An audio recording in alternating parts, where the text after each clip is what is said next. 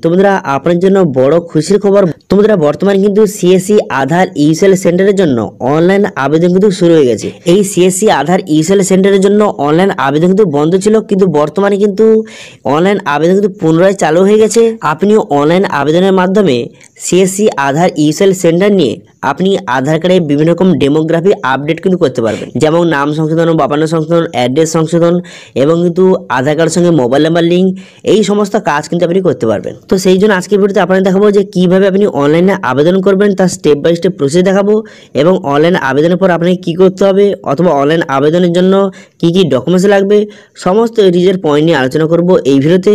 সেই জন্য ভিডিওটা প্রথম থেকে শেষ পর্যন্ত অবশ্যই দেখবেন মনোযোগ সহকারে, এবং আমাদের চ্যানেলে প্রথমবার ভিজিট করতে গেলে আমাদের চ্যানেলটিকে সাবস্ক্রাইব করে রাখুন এবং পাশে থাকা বেল আইকনটিকে অন করে রাখুন, কারণ আমরা এরকম রিলেটেড নিত্য ভিডিও নিয়ে আসি। তো চলুন আজকে ভিডিওটা শুরু করা যাক। তো প্রথমত এই অফিসিয়াল ওয়েবসাইটে চলে আসবেন, এই লিঙ্ক ভিডিও ডেসক্রিপশনে দিয়ে দেবো, সেখান থেকে ডাইরেক্ট এখানে চলে আসবেন। এখানে চলে আসার পর এখানে দেখতে পাচ্ছেন এই যে লিঙ্কটা, এটা কিন্তু বর্তমানে চালু হয়ে গেছে এবং এর রেজিস্ট্রেশন কিন্তু বর্তমানে শুরু কিন্তু হয়ে গেছে। ইউসিএল সেন্টারের রেজিস্ট্রেশন বন্ধ ছিল অনলাইনে, কিন্তু বর্তমানে গতকাল থেকে কিন্তু এর যে রেজিস্ট্রেশন কিন্তু শুরু হয়ে গেছে এবং এর যে লিঙ্কটা কিন্তু চালু কিন্তু হয়ে গেছে। এবার যদি আপনি অনলাইনে ইউসিএল সেন্টারের জন্য আপনি আবেদন করতে চান, তো সেই জন্য ডিটেলস এবং কানেক্ট এই যে অপশন দেখতে পাচ্ছেন, এই অপশানে আপনি ক্লিক করবেন। এই অপশানে ক্লিক করার সঙ্গে সঙ্গে এখানে কিন্তু আপনার যে সিএসসি আইডি পাসওয়ার্ড সঠিকভাবে বসিয়ে দেওয়ার পর ক্যাপচা বসিয়ে সাইন ইন বাটনে ক্লিক করবেন। ঠিক আছে, সাইন ইন বাটনে ক্লিক করে দেওয়ার সঙ্গে সঙ্গে তারপর কিন্তু আপনার সিএসসি আইডি এবং ইমেল আইডি শো হয়ে যাবে। এরপর দেখতে পাচ্ছেন নিচে দুটো অপশন দেওয়া রয়েছে, কারেন্ট স্ট্যাটাস, এখানে একটা ক্লিকার অপশন দেওয়া রয়েছে। যখন আপনি ইউসিএল রেজিস্ট্রেশনটা কমপ্লিট করে দেবেন, তারপরে কিন্তু এখানে কারেন্ট স্ট্যাটাস অপশানে ক্লিক করে এখান থেকে স্ট্যাটাস আপনি খুব সহজে দেখতে পারবেন। ঠিক আছে, এই যে কারেন্ট স্ট্যাটাস অপশানে ক্লিক করে আপনি স্ট্যাটাস দেখতে পারবেন। এরপরে আরও একটা অপশান দেওয়া রয়েছে যে contact details of state team, এই অপশানে ক্লিক করে যে ইউসিএল যে সেন্টারের যে মেন যে অফিসারের কিন্তু কন্ট্যাক্ট ডিটেলস দেওয়া রয়েছে, আপনি এখানে অনলাইন আবেদনের পর তার সঙ্গে কিন্তু অবশ্যই একবার কন্ট্যাক্ট কিন্তু করে নেবেন। তার কিন্তু কন্ট্যাক্ট ডিটেলস রয়েছে, আপনার স্টেটে কে হেড রয়েছে তার সেখানে কন্ট্যাক্ট ডিটেলস দেওয়া রয়েছে, তার সঙ্গে আপনি অবশ্যই একবার কন্ট্যাক্ট কিন্তু করে নেবেন। ওকে, তো সেই জন্য এই অপশানে ক্লিক করে আপনি কিন্তু পিডিএফটা ডাউনলোড করে নেবেন, তার কন্ট্যাক্ট ডিটেলসটা পিডিএফ ডাউনলোড করে পরবর্তীকালে কন্ট্যাক্ট কিন্তু করতে হবে। তো তারপরে এখানে দেখতে পাচ্ছেন পসির বাটন, এই পসির বাটনে আপনি ক্লিক করবেন। ঠিক আছে, পসির বাটনে ক্লিক করে দেওয়ার সঙ্গে সঙ্গে তারপরে কিন্তু নেক্সট পেজ আপনার সামনে ওপেন হয়ে যাবে। নেক্সট পেজ ওপেন হয়ে যাওয়ার পর এরপর আপনি কি করবেন, এরপর দেখতে পাচ্ছেন আপনার সামনে অ্যামাউন্টি পেজ কিন্তু ওপেন হয়ে যাবে। হয়ে যাওয়ার পর এখানে কিন্তু আপনার দেখতে পাচ্ছেন প্লিজ ফিল ডিটেলস, এই ডিটেলসগুলি আপনাকে ফিল আপ করতে হবে। প্রথম দেখতে পাচ্ছেন ভ্যালি নেম, আপনার নাম এখানে বসিয়ে দিতে হবে। বসিয়ে দেওয়ার পর CSC ID, valley CSC ID, এখানে তো আপনার সিএসসি আইডিটা এখানে সঠিকভাবে বসিয়ে দেবেন। তারপরে ব্যাঙ্ক বিসি কোড, আপনার যে ব্যাঙ্ক বিসি কোড আপনার যে নেওয়া আছে সেই ব্যাঙ্ক বিসি কোডটা কিন্তু আপনাকে বসিয়ে দিতে হবে। এই সিএসসি ইউসিএল সেন্টার নেওয়ার জন্য আপনার কিন্তু ব্যাঙ্ক বিসি কোড অবশ্যই কিন্তু লাগবে। ঠিক আছে, তো সেই কোডটা আপনি বসিয়ে দেবেন। বসিয়ে দেওয়ার পর নেম অফ ব্যাঙ্ক, আপনি কোন ব্যাংকের বিসি কোড আপনার আছে সেই ব্যাংকের নামটা এখানে সঠিকভাবে বসিয়ে দেবেন। বসিয়ে দেওয়ার পর এরপর আপনি কী করবেন, এরপর দেখতে পাচ্ছেন এখানে স্টেট, এখানে স্টেটটাকে দেওয়া রয়েছে দেখতে পাচ্ছেন স্টেট, এই অপশানে ক্লিক করে আপনি আপনার স্টেটটা কিন্তু সিলেক্ট করে নেবেন। স্টেটটা সিলেক্ট করে নেওয়ার পর তারপরে ডিস্ট্রিক্ট, এখান থেকে ডিস্ট্রিক্টটা আপনি সিলেক্ট করে নেবেন।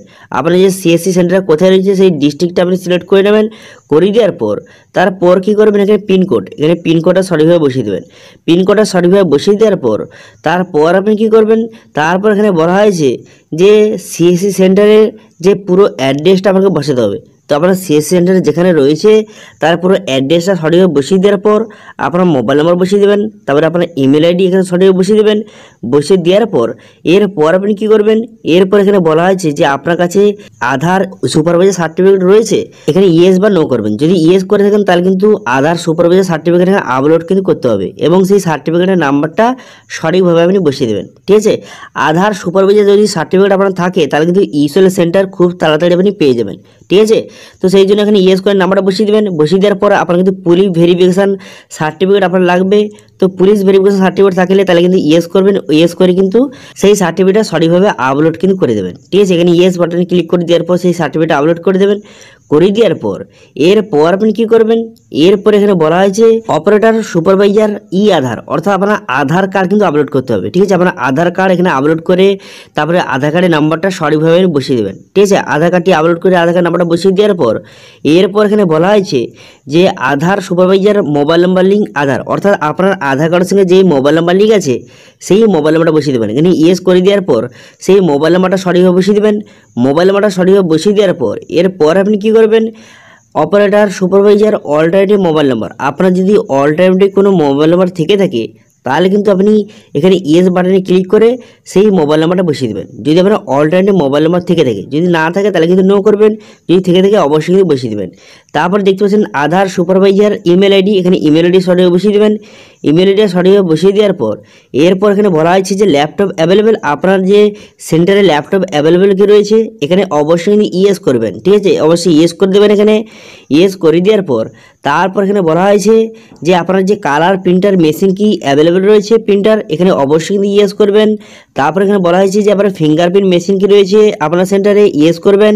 তারপরে দেখতে পাচ্ছেন আইরিস স্ক্যানার, আপনার যে চোখের যে স্ক্যান করার ডিভাইস সেটা রয়েছে নাকি, এখানে ইয়েস বা নো করবেন। তারপর এখানে বলা হয়েছে আপনার সেন্টারে মনিটর রয়েছে নাকি, এখানে ইয়েস বা এখানে নো কিন্তু করে দেবেন। ঠিক আছে, ইয়েস বা নো করবেন। তারপরে জিপিএস ডিভাইস অ্যাভেলেবেল রয়েছে নাকি, ইয়েস বা নো করবেন।